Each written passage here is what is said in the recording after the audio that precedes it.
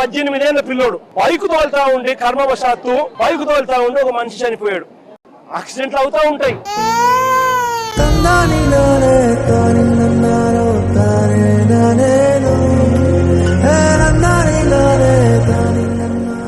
కాదమ్మా, పాలకు కూడా డబ్బులు లేవా?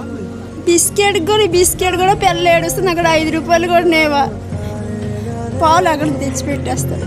అందులో చిన్న పిల్లాడు ఎవరైతే ఉన్నారో ప్రస్తుతం మనం అక్కడ విజువల్స్లో చూడొచ్చు.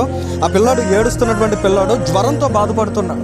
ఆ పిల్లాడికి బ్రెడ్ తీసుకురావడానికనే ఆ తండ్రి, గొర్రెలు కాసుకునేటువంటి ఆ తండ్రి ఆ పిల్లాడి కోసం బ్రెడ్ పట్టుకుని వస్తూ ఉండగా బైక్ తోటి గుద్దేశాడు. సీదిరి అప్పలరాజు చిన్న కొడుకు సీదిరి ఆరం.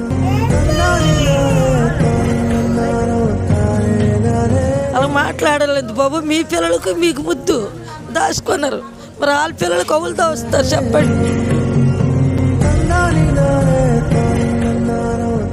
కర్మ కొద్దీ పాపం 18 సంవత్సరాల యువకుడు రోడ్డు ప్రమాదం చేస్తే ఈయన చనిపోయాడంట. మరి ఎవరి కర్మ అనేది ఖచ్చితంగా జగన్మోహన్ రెడ్డి లాంటి వాళ్ళు ఆలోచించాలి. ఇంటి లోపలికి వెళ్తే ఎంత నిరుపేద స్థితిలో ఆ కుటుంబం ఉందనేది చాలా స్పష్టంగా అర్థమవుతుంది.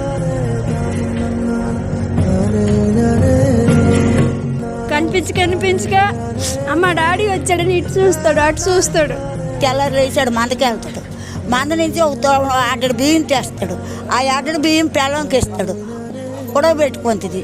రేపు ఆ 1 బియ్యం తెచ్చి కదా ఉడవ పెడుతుంది. ఈ పొద్దు అవుడిస్తాడు. 4 రోజులు అయింది నా కోడలకి నా మనవాళ్ళు కౌలాడుతున్నారు.